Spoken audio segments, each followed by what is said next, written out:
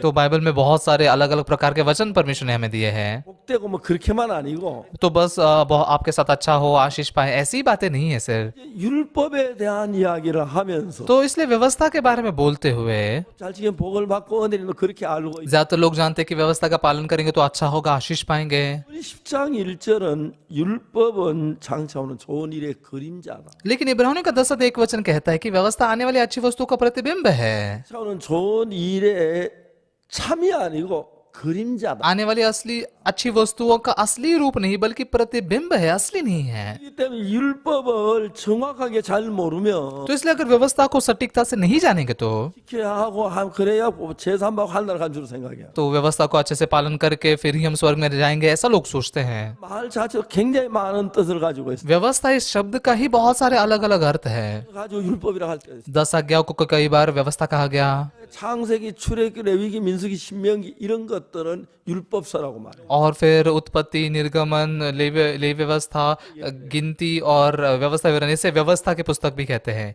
यहाँ पर जो व्यवस्था कही गई है 다른 여러 가지 의미가 있는 इसका और एक अलग अर्थ है। 쉽게 말하면은 आसानी से कहे तो 구약성에 나타난 모든 것은 한마디로 말하면 예수 그리스도의 그림자예요. तो पुराने नियम में जो सारी बातें हैं उसको एक ही शब्द में बताया गया कि यीशु मसीह की परछाई है। 사실은 그 율법의 그걸 가지고 तो इसलिए वो भेड़ों का बलिदान चढ़ाना वो भी व्यवस्था है। 죽음으로 제사함을 받는 것처럼 उस मेमने के मरने के द्वारा जैसे पापों की क्षमा मिलती है, 그것이 우리 죄를 사하는 그것을 의미해 주는 거예요. वैसे यीशु मसीह के क्रूस पर मरने से हमारे पाप क्षमा हो, तो इसका अर्थ है ये। 자체가 우리께 뭘 하는 게 아니고 तो व्यवस्था खुद ही में हमारे लिए कुछ नहीं करती। 제사든 그 제사 그 자체가 तो व्यवस्था में जो बलिदान चढ़ाया जाता है, ये बलिदान 어떤 일을 하냐면은 ये कौन सा काम करता है? 우리 죄를 사하기 위하여 피를 흘려 죽은 어린 양의 이야기인데 तो ये हमारे लिए लहू बहाकर मरने वाले मेमने की कहानी है। 흘려 죽음으로 우리 죄를 사하는 이야기가 나오는 तो वो मेमना हमारे लिए मरकर लहू बहाकर हमारे पापों को धोता है, ऐसी कहानी लिखी है। 끝이 아니고 그림자다. ये असली नहीं है बल्कि एक प्रतिबिंब है। 뭐냐? असली क्या है फिर? 예수님을 나타내는 것. वो यीशु मसीह को प्रकट करके दिखाती है। 사람이 죄를 지으면 यदि पुराने नियम में कोई लोग पाप करते थे तो उनके लिए पाप बलि चढ़ाया जाता था। 실제 속죄 제사가 나오는 लेवी व्यवस्था के 4:27 वचन में पाप बलि के बारे में लिखा है। 하나가 여호와의 금령 중 하나도 부주의 범하여 허물이 있다가 यदि साधारण लोगों में से कोई अज्ञानता से पाप करे अर्थात कोई ऐसा काम जो यहोवा ने मना किया और करके दोषी हो, 그다음에 그 범한 죄의 깨우침을 받고 और उसके बाद और उसका वह पाप उस पर प्रकट हो जाए, 는 암년설 끌과 그 범한 죄를 그것을 예물로 삼아 तो वह उस पाप के कारण एक निर्दोष बकरी बलिदान के लिए ले आए। 이렇게 이제 속죄 제사에 대한 이야기를 합니다. इस प्रकार से पाप बलि के बारे में बताया गया है। 우리가 죄를 지었을 때 तो जब हम पाप करते हैं, 사함받기 위해서 해야 하는 게 있나? पापों की क्षमा के लिए हमने कुछ तो करना जरूरी है। 다음에 어떤 게 있냐면 그보다 더 급한 게 뭐냐? और उसके बाद में और एक जल्दबाजी में करने लायक चीज क्या है? 깨닫게 하기 위하여 주는 것이 있습니다. एक ऐसी चीज है जो हम पापी है ये जानने के लिए दी गई है। क्या आप समझ पा रहे हैं? 우리가 죄인인 걸 깨달아야 죄 사함을 받지요. क्योंकि जब हम पापी है ये समझने पर ही हम पाप की क्षमा पा सकते हैं। 4장 27절에 इसलिए लेवी व्यवस्था के 4:27 वचन में 국민의 하나가 여호와의 금령 하나를 부지며 범하여 허물이 있다. यदि साधारण लोगों में से कोई अज्ञानता से पाप करे अर्थात कोई ऐसा काम जिसे यहोवा ने मना किया हो करके दोषी हो 험한 죄의 깨우침을 받거든. और उसका वह पाप उस पर प्रकट हो जाए, 흠 없는 암염소를 구하도 그 범한 죄 그것을 예물로 삼아. तो वह उस पाप के कारण एक निर्दोष बकरी बलिदान के लिए ले आए। 그래서 우리가 이 성경을 보면 율법에 대한 이야기인데 तो यहाँ पर बाइबल में देखेंगे तो व्यवस्था के बारे में लिखा है। 가운데 어떤 율법은 죄를 깨닫게 하기 위하여 만드신 율법이 있고 कुछ कुछ व्यवस्थाओं में से ऐसे भाग है जो पापों को प्रकट करने के लिए बनाए गए हैं। 죄를 사하기 위하여 주는 율법이 있고 कुछ ऐसी व्यवस्था है जो पापों की क्षमा के लिए दिए गए हैं। 예수 그리스도를 나타내기 위하여 쓰여진 글. और कुछ व्यवस्था का ऐसा भाग है जिसमें ऐसी बातें लिखी है जो यीशु मसीह को प्रकट करके दिखाए। 이들을 자세히 알면 तो इन बातों को अगर हम बहुत ही सही रीति से जानेंगे तो 굉장히 쉽습니다. बाइबल बहुत आसान है। 한 부분만 알아가지고 लेकिन बस उसका अगर एक ही भाग जानेंगे तो 연결해 이해가 안 가니까 बाइबल ऐसे जुड़ता नहीं, हम समझ नहीं पाते हैं। 문제가 생긴다. तो इसलिए ऐसे वैसे बहुत समस्याएं आती है। 10장 1절 율법은 장차 오는 좋은 일의 그림자요. इसलिए इब्रानियों के 10:1 वचन में लिखा है कि व्यवस्था आने वाली अच्छी वस्तुओं का प्रतिबिंब है, 하나님으로 해만 늘 드는 바 같던 제사 나 혼자 온전히 온전히 할 수. पर उसका असली स्वरूप नहीं। इसलिए उन एक ही प्रकार के बलिदानों के द्वारा जो प्रतिवर्ष अचूक चढ़ाए जाते हैं पर पास आने वालों को कदापि सिद्ध नहीं कर सकते। यहाँ पर जो व्यवस्था लिखी है ये क्या बताया गया है? 계명도 율법이고요. 10 आज्ञा भी व्यवस्था है, 그렇죠? सही है ना? 이런 제 1계명, 2계명, 10계명 그것도 율법이고. और 10 आज्ञा के साथ साथ पहले दो जो आज्ञाएं हैं, 2 आज्ञा भी व्यवस्था है। यहाँ पर बलिदान चढ़ाए जाने ये बातें भी व्यवस्था है। 분야들이 나누어져 있는데 तो इसमें अलग अलग ऐसे विभाग बने हैं। 이들이 결론적으로는 예수 그리스도의 그림자예요. तो आखिरकार ये सारी चीजें क्या है? यीशु मसीह के प्रतिबिंब है। 그래서 우리 죄를 깨우쳐 주시고 यीशु मसीह आकर हमारे पापों को जानने देता है, 주시고 वो हमारे पापों को धोता है, 십자가에 못 박히시고 वो आकर हमारे लिए क्रूस पर मरता है। 그걸 통해서 इसके द्वारा 그리스도께서 이 땅에 오셔서 어떻게 우리 죄를 사는지 그걸 정확히 알게 하기 위하여 यीशु मसीह इस पृथ्वी पर आकर कैसे हमारे पापों को धोएगा ये सटीकता से जानने देने के लिए 필요한 것입니다. व्यवस्था की जरूरत है। 우리는 율법을 지키는 율법 노력해서 우리가 죄 사함을 받는 건 아닙니다. तो इसलिए हमारे कुछ कर्मों को करके हमारे प्रयासों से पापों की क्षमा नहीं पाते, 실제 우리 죄를 사는 건 예수님의 피입니다. लेकिन उसके द्वारा असलियत में हमारे पापों को धोने वाला क्या है? यीशु का लहू। 그래서 우리 어떻게 예수님의 피가 우리 죄에서 깨끗게 하는지 그걸 이야기해 주는 것이 바로 율법이라는 것입니다. तो व्यवस्था के द्वारा कैसे यीशु मसीह के लहू से हमारे पाप धोए जाते हैं ये बात व्यवस्था बता रही है। 십계명을 이야기할 수도 있고 तो व्यवस्था को ऐसे देखने पर वो 10 आज्ञा के बारे में बता रहा है ऐसा लगता है, और कई बार ये 2 आज्ञाओं के बारे में बताया है। 전부 다를 통해서 예수 그리스도를 나타내서 तो ये सारी बातों में से यीशु मसीह को प्रकट करने के लिए 예수님이 십자가에 못 박혀 죽으심으로 말미암아 इसका उद्देश्य क्या है कि यीशु मसीह क्रूस पर मरने के द्वारा, 하셨기 때문에 क्योंकि वो हमारे पापों के लिए मरा, 해방받는 그 과정을 설명하기 위한 हम पापों से छुटकारा पाए इस प्रक्रिया को समझाने के लिए है। 부분이 똑같은 사람이라도 손이 다르고 발이 다른 것처럼 जैसे एक ही व्यक्ति क्यों ना हो लेकिन उसके हाथ और पैर अलग होते हैं, वैसे 그리고 귀가 다른 것처럼 उनके आंखें अलग होते, कान अलग होता है। 우리에게 주는 그 영향이 다 달라요. व्यवस्था जो हम पर प्रभाव डालती है वो सब अलग अलग है। 율법은 장차오는 좋은 일의 그림자의 참 형상이 아니므로 यहाँ पर क्या लिखा है? व्यवस्था आने वाली अच्छी वस्तुओं का प्रतिबिंब है, उसका असली स्वरूप नहीं। 율법이라는 걸 뭐라 하는 말? यहाँ पर व्यवस्था मतलब किस चीज के बारे में बताया गया है? 십계명을 얘기하는 게 아니고 ये दूसरा मतलब 10 आज्ञाओं के बारे में नहीं बताया है, 법을 이야기하는 거예요. बल्कि ये बलिदान की विधि के बारे में बताया गया है। 잡아 제사를 드리고 소를 잡아 제사 드리고 염소를 따라 잡아 제사를 드리는데 तो याजक जो था वो कैसे पुराने नियम में भेड़ बकरी और बछड़ों का बलिदान चढ़ाता था, 그래서 लेकिन जैसे उस मेमने के सिर पर हाथ रखा जाता था 그 양을 죽여 가지고 और उसके बाद में याजक उस मेमने को मार डालता था 바르고 और उसके बाद में वो लहू जो है वेदी के सींगों पर लगाया जाता था 불에 태워서 और फिर 죄를 드리는 것이 उस शरीर को से जलाया जाता था, ऐसे बलिदान चढ़ाया जाता था। ये बलिदान है। 뭐냐면 예수님이 십자가에 못 박혀 죽어서 우리를 죄에 산 그 사실을 의미를 가르쳐 주고 있는 लेकिन इसका मतलब क्या है? कैसे यीशु मसीह हमारे पापों के लिए मारा जाएगा, इस असलियत को ही हमें सिखा रहा है। 율법은 또 다른 면을 읽어보면 재밌는 이야기가 나오는데 तो व्यवस्था को अगर अलग तरीके से पढ़ेंगे तो उसमें मजेदार बातें भी है। 장을 봅시다. आइए कुलूसियों के 2 अध्याय को पढ़ते हैं। 되냐면 कुलूसियों के 2 अध्याय में क्या लिखा है?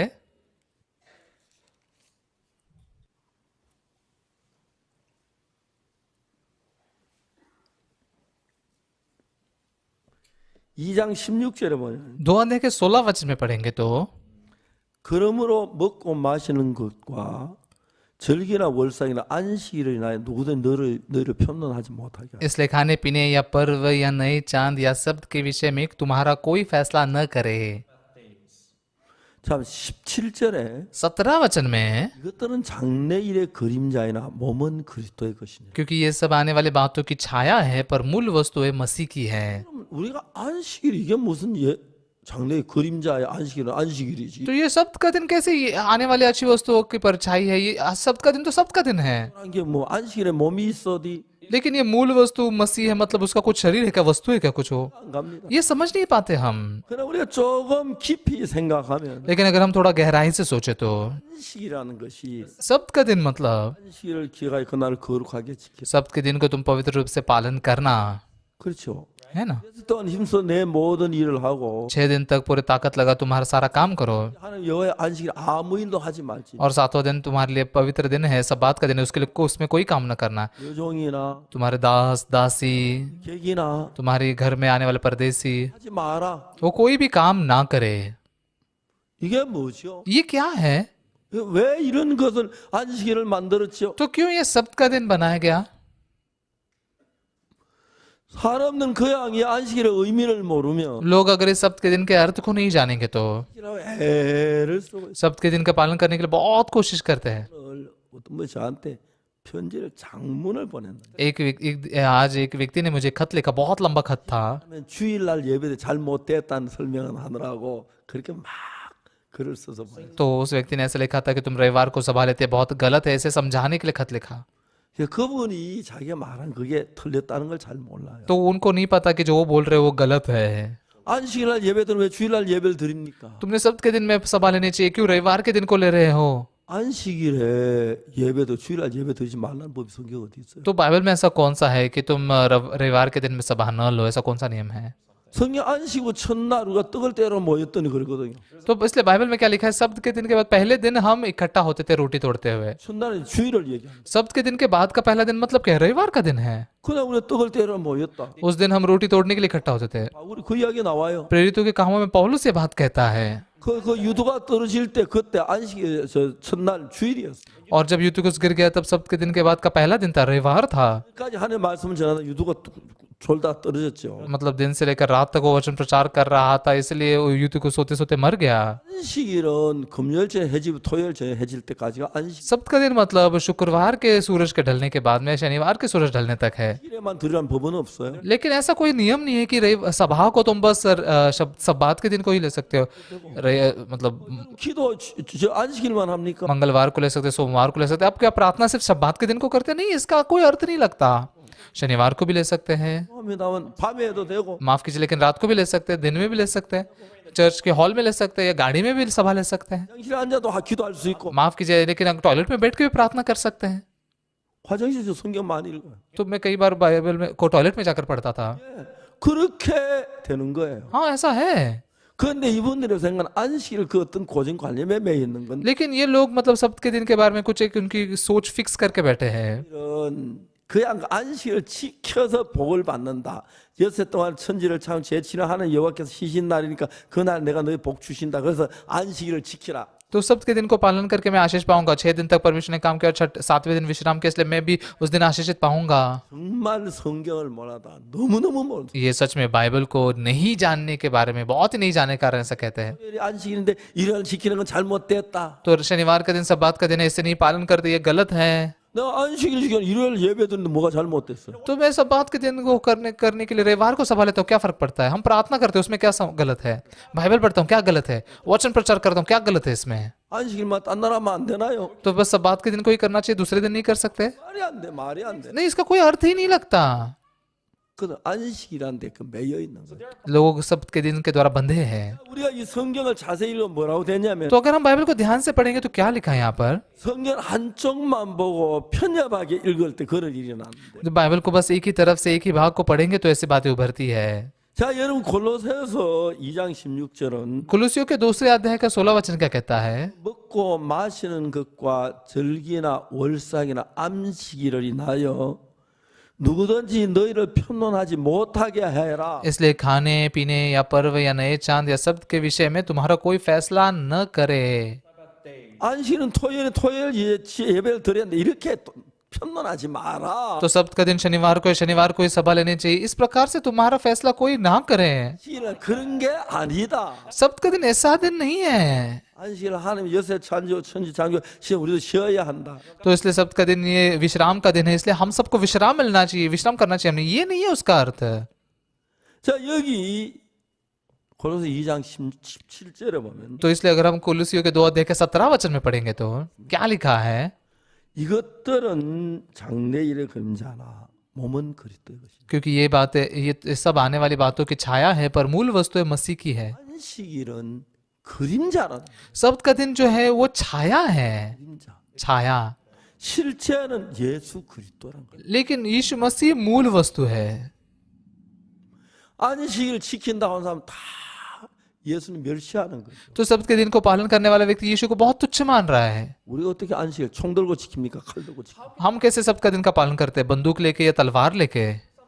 그래서 예수님 세상에 계실 때 तो जब यीशु इस पृथ्वी पर था तो उसने बहुत ज्यादा सब्त के दिन पर काम बहुत किया, बीमारों को ठीक करता था और यहूदी उसकी बहुत निंदा करते थे। 잘못한 겁니까? तो यीशु ने क्या गलत किया? 안식일의 참 뜻을 몰라요. लोग सब्त के दिन के असली अर्थ को नहीं जानते हैं। 안식일은 우리를 무거운 짐에서 해방시키는 게 안식일이에요. सब्त का दिन क्या है? जो हमें भारी बोझ से स्वतंत्र करता है, वो सब्त का दिन है। 어떤 종들이 무거운 짐을 지고 막 산 꼭대기로 올라갑니다. कुछ दास लोग भारी बोझ उठाकर एक पहाड़ की चोटी पर जा रहे हैं। 너무 지치는 거죠. मैं बहुत थक गया हूँ। 내가 힘들어. बहुत थक चुका हूँ मैं। 하다가 금요일째 해가 딱 지면 안식일이 시작. और ऐसे करते हुए जब शुक्रवार के शाम को सूरज ढल जाता है तो सब्त का दिन शुरू हो जाता है। 지고 안식일이 되면 जैसे सूरज ढलता है और सब्त का दिन शुरू होता है, 모든 짐을 벗어버려요. वो सारे बोझ से स्वतंत्र हो जाते हैं। 아무도 그 말 못해. तो कोई कभी कुछ भी नहीं बोल सकता। 이스라엘 갔는데 मैं इज़राइल में गया था एक बार 안식일이었어. और वो सब्त का दिन था। 우리가 그 이제 뭡니까 통곡의 벽에 갔는데 तो हम उस दीवार को, रोने की दीवार के पास गए थे। वहां पर कुछ लोग थे, 그 산책은 아우라 찍지 말라고. तो हम वहां पर फोटो निकाल रहे थे और वो सिक्योरिटी गार्ड आए, कहने लगे फोटो नहीं निकाल सकते 샷다는 그것도 노동이라고 하죠. क्योंकि सब्त के दिन में ऐसे जो शटर दबाना भी, बटन दबाने भी काम है। 제가 तो हमारे एक भाई जो था, 당신 그 워키토키 그 누르는 거 버튼 누르 그건 노동 아니냐? उसने पूछा कि आप जो वॉकी टॉकी पे बटन दबाते हैं वो काम करना नहीं है क्या? 말이 안 되죠. इसका अर्थ ही नहीं लगता ना। 안식일이 뭔데요? सब्त का दिन क्या है? 이것은 하나의 그림자예요. ये एक परछाई है। 이야기하면은 दूसरे शब्दों में कहे तो 창세기 उत्पत्ति, निर्गमन, लय व्यवस्था, गिनती और व्यवस्था विवरण, 모든 구약 성경들은 ये सारे जो पुराने नियम के इस पुस्तक हैं, ये सब 그래서 어떤 일을 하실 것을 나타낸 그리스도의 그림자예요. ये यीशु मसीह आकर क्या काम करेगा उसको प्रकट करने वाली एक परछाई है। 안식일은 뭐냐? तो सब्त का दिन क्या है? 뭐가 안식일이죠? सब्त का दिन मतलब क्या? 예수님이 우리를 모든 죄에서 해방시키시고 यीशु मसीह हमें 그것을 가르치는 거예요. यीशु मसीह हमें सारे हमारे पाप के बोझ से स्वतंत्र करता है और पुराना नियम हमें ये बात को सिखाती है। 예수님 나는 안식일의 주인이다. तो इसलिए यीशु कहता है कि मैं सब्त के दिन का प्रभु हूँ। 뭐라고 말씀하셨습니까? और फिर यीशु ने क्या कहा? 온 짐진 자 다 내게로 와. 내가 너희를 쉬게 하리라. हे बोझ से दबे लोगों, मेरे पास हो, मैं तुम्हें विश्राम दूंगा। 안식이란 건 뭘 같이 하면은 तो ये सब्त का दिन किस बात को दर्शाता है? 그림자예요. ये यीशु मसीह की परछाई है। 뭐랍니까? यहाँ पर क्या लिखा है? 어떤 장래인의 그림자나 몸은 그리스도의 것이다. क्योंकि ये सब आने वाली बातों की छाया है पर मूल वस्तु है मसीह की है। 있는데 तो जैसे अगर मेरा शरीर है तो मेरा परछाई होती है, 중요한 거고 तो ये परछाई नहीं, मैं महत्वपूर्ण हूँ। 옥순한 사람이 내 몸이다. भागुकसु नाम का ये मनुष्य, ये मेरा शरीर है, तो ये मेरी परछाई भी है। 보지 못한 사람들 जो लोग मुझे नहीं देख पाते हैं 보고 나를 생각한다. वो परछाई को देखकर मेरे बारे में सोचते हैं। 주님이 오시기 전에 इसलिए यीशु के आने से पहले 주님 오시면 우리에게 어떤 일을 하실 것을 보여주는 것이 예수님의 그림자입니다. यीशु आकर हमारे लिए क्या काम करेगा, ये यीशु की छाया है। 안식일의 진정한 의미는 तो सब्त के दिन का असली अर्थ क्या है? 주일 안식일 지키나 주일 안식일 그걸 얘기하는 게 아니라 रविवार को सब्त का दिन पालन करे, शनिवार को करे, ऐसा नहीं लिखाया। 어떻게 지키는 그 자체가 의미가 아니고 सब्त के दिन को पालन करने खुद ही में उसका अर्थ नहीं है। 이 세상 오셔서 뭐라 यीशु मसीह ने इस दुनिया में आकर क्या कहा?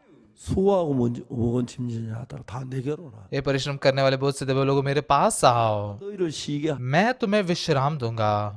무슨 이야기예요? तो इसका मतलब क्या है? 예수님하고 안식일 똑같죠? यीशु और सब्त का दिन एक समान है। 안식일은 뭐라 그럽니까? सब्त का दिन क्या कहता है? 수고하고 무거운 짐진 자다 내게로 내가 너희를 쉬게 하리. ये परिश्रम करने वाले बोझ से दबे लोगों, मेरे पास आओ, मैं तुम्हें विश्राम दूंगा। 오면은 안식일만 만나면 어떤 짐에도 해방을 받는 거예요. अगर आप सब्त के दिन के सामने आते हो, उससे मिलते हो, तो किसी भी बोझ से स्वतंत्र हो जाते हैं। 그건 뭘 가리킵니까? ये किस बात को दर्शाता है? 예수님 우리를 죄의 짐에서 해방시키는 그걸 가리킵니다. यीशु मसीह हमें पाप के बोझ से स्वतंत्र करता है, इस बात को दर्शाता है। 그 예수님 앞에 나가면 तो यीशु के सामने आते हैं तो 그 수고하고 무거운 짐진 자다 내게로 오라. हे बोझ से दबे परिश्रम करने वाले लोग, सब मेरे पास आओ। 사람들은 무거운 죄의 짐을 지고 막 पुराने नियम में लोग ऐसे बोझ उठाकर जा रहे होते हैं। थोड़ा 무거운 짐을 지고 막 걸어가지요. तो ऐसे बोझ भरे चीजों को उठाकर चल रहे हैं। 짐을 지고 걸어 너무너무 지겨워 힘들어. आप बोझ उठाकर आए, बहुत थका देने वाला है। 앉아 이야기하고 싶습니다. तो मैं थोड़ा बैठकर बात करता हूँ।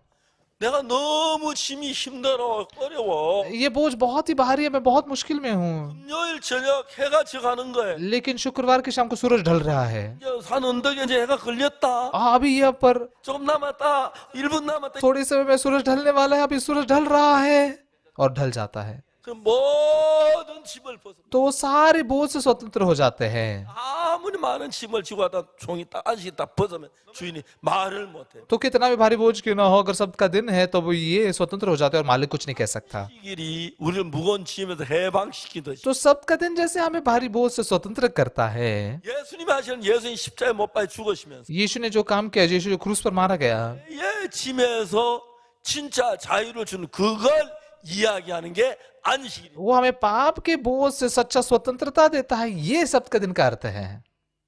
오늘 안식 교회에서는 आज जो सबके दिन के चर्च होते हैं, 잘 못했다고 지금 막 죄를 짓나 그래요. तो वो कहते हैं कि शनिवार को अब सभा नहीं लेते, ये गलती है, ये पाप कर रहे हैं। 죄 아니에요. ये बिल्कुल भी पाप नहीं है। 기도해도 되고 सर, शनिवार को आप प्रार्थना कर सकते हैं, रविवार को भी प्रार्थना कर सकते हैं, वो शुक्रवार को भी कर सकते हैं, बुधवार को भी कर सकते हैं, 낮에도 되고 रात को भी, दिन में भी। 해도 되고 화장실에 돼요. यहाँ पर भी कर सकते हैं, टॉयलेट में जाके कर सकते हैं, कहाँ पर भी। 그 뭐가 문제돼요? तो उसमें क्या समस्या है? 그러니까 이제 하나님은 구약 성경은 전부 다 예수의 그림자. तो ये पुराना नियम जो है सब यीशु मसीह की परछाई है। 예수님 앞에 오면 우리의 모든 죄의 짐을 벗어버리게 된다. यीशु के सामने आकर हम हमारे सारे पाप के बोझ से स्वतंत्र होते हैं। 설명하기 위하여 इसे समझाने के लिए 안식일을 만든. परमेश्वर ने सबके दिन को बनाया। 무거운 짐을 자꾸 지고 가다가 너무 피곤해. 아이고 피곤해. 그 지금 짐을 내려놓지 못해. 아이고 죽겠네. 나 죽겠네. 아이고 나 죽겠네 하다가 해가 딱 안식일이다. 이야. तो भारी बोझ उठाते हुए जाते हुए, आह ये बहुत भारी है, मैं मर जाऊंगा इसके बोझ के तले, लेकिन वहां पर सूरज ढल रहा है और सबका दिन है ये, या 그 안식일이 참 이야기는 참된 의미는 그거예요. सबके दिन का असली अर्थ ये है। 고통하고 괴로워하고 슬퍼하다가 मैं पाप में, दर्द में, पीड़ा में, दुख में होते हुए 정말 내 죄사 있구나. 자유다. 이제 나 죄 짐 벗어. यीशु से मिलने के बाद में, उसने मेरे पाप धो दिया, अभी मैं स्वतंत्र हूँ, पाप के बोझ से स्वतंत्र हो गया। 이제 안식일의 주인이라 그래. यीशु कहता है कि मैं सबके दिन का प्रभु हूँ। यीशु ने क्या कहा? 수고하고 무거운 짐진 자들 हे परिश्रम करने वाले बोझ से दबे लोगों, 쉬게 하리. सब मेरे पास आओ, मैं तुम्हें विश्राम दूंगा। 짐에서 해방시키는 이게 예수 그리스도의 그림자입니다. हमें पाप के बोझ से स्वतंत्र करना, ये यीशु मसीह की परछाई है। 모든 이야기는 예수 피로 우리가 죄산 받는 그것을 나타내기 위한 거예요. पुराने नियम में सारी बातें कैसे हम यीशु मसीह के लहू से पापों से छुटकारा पाते, ये प्रकट करती है। 분이 저한테 편지를 보내. एक व्यक्ति ने मुझे खत लिखा, 목사 성경을 왜 이렇게 모르노? आप पास्टर, आपको बाइबल क्यों नहीं पता? 안식일인데 शनिवार का दिन है, सबका दिन है, क्यों रविवार को प्रार्थना लेते हो? 책을 막쭉 써가지고 보내. ऐसे उन्होंने बहुत सारी बातों को लिखकर भेजा था। 그분 저보다 성경 더 안다고 하겠죠. क्योंकि वो सोचते हैं कि उनको बाइबल मुझसे ज्यादा जानते हैं वो। 성경 맞잖아요. लेकिन यहाँ बाइबल कहता है ना, 시나 이걸 위해 누구든 늘 평론하지 못하게. सबके विषय में तो कोई तुम्हारा फैसला न करे, 그들은 장래일의 그림자. क्योंकि ये सब आने वाली बातों की छाया है, 그리스도라. पर मूल वस्तु मसीह की है। 예수님이다. असली तो मसीह है। 모든 죄에서 벗어난다.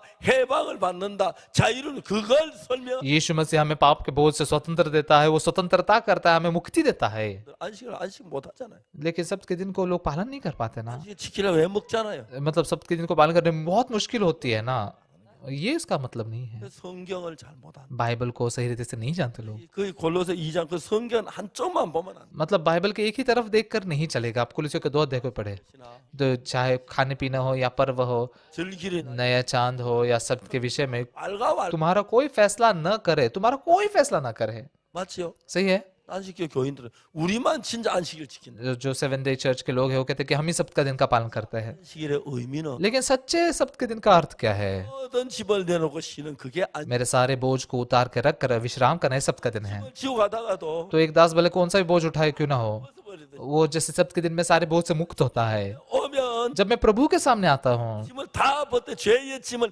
전부 다 벗어. सबके दिन में जैसे स्वतंत्र होते हैं, वैसे ही मेरे पाप के सारे बोझ से स्वतंत्र हो जाते हैं। 골로새 2장이 말하죠. कुलुसियों का 2 अध्याय कहता है ना, 그러므로 먹고 마시는 기나 इसलिए खाने पीने 절기나 या पर्व या नए चांद 시기를 या सब के विषय में 이를 변론하지 못해. तुम्हारा कोई फैसला न करे, 내 일의 그림자나 क्योंकि ये सब आने वाली बातों की छाया है, पर मूल वस्तु एक मसीह की है। 우리가 모든 짐을 내려놓듯이 तो सबके दिन में जैसे सारा बोझ नीचे रखते हैं, वैसे 주님이 오시면 आगे जब यीशु आएगा तो 내 짐을 벗어나게 된다. हम पाप के बोझ से स्वतंत्र हो जाएंगे। 이야기입니다. ये अर्थ है इसका भाई बहनों। 사람들 이걸 모르고 막 안식일 잘 지켰나 못 지켰다, 뭐 주일 지켰다 안 지켰다. लेकिन लोग इसे नहीं जानते और कहते सबके दिन का पालन किया नहीं किया, रविवार के दिन का पालन किया नहीं किया। 주일 때 총 들고 지킵니까? तो रविवार के दिन को कैसे पालन कर, बंदूक लेकर? 너 지키고 말고 할 게 어디 있어요? मतलब ऐसा क्या है रविवार के दिन को पालन करो मत करो? 예수 안에 와서 यीशु के अंदर आकर 모든 짐을 벗고 सारे बोझ से स्वतंत्र होकर 해방을 받으면 स्वतंत्रता पाते हैं। 그게 참된 안식. ये सच्चा सब्त का दिन है ना। 예수님 말씀하셨어요. इसलिए यीशु ने कहा, 수고하고 무거운 짐진 자들아, हे परिश्रम करने वाले बोझ से दबे लोग हो, 내게로 오라. मेरे पास आओ, 너희를 쉬게. मैं तुम्हें विश्राम दूंगा। 그 얘기합니까? कौन ऐसा कहता है? कौन? 예, हाँ, 예수님이요. यीशु 안식일이 그랬어요. सब्त का दिन ऐसा कहता है। 그렇죠? सही है ना? 안식일이 그랬어요. सब्त के दिन ने ऐसा कहा, 지었네. हे तुझ पर बोझ है, 안식일이야. मैं सब्त का दिन हूँ, 짐 내려놔. तो अभी तेरा बोझ नीचे रख दे। 왜요? हाँ सच में? ठीक है, धन्यवाद। 이게 안식의 의미예요. ये सब्त के दिन का अर्थ है। 사람들은 그냥 글자에 매여. लोग बस अक्षरों में गिर जाते हैं, उसका असली अर्थ नहीं जानते हैं। 그러니까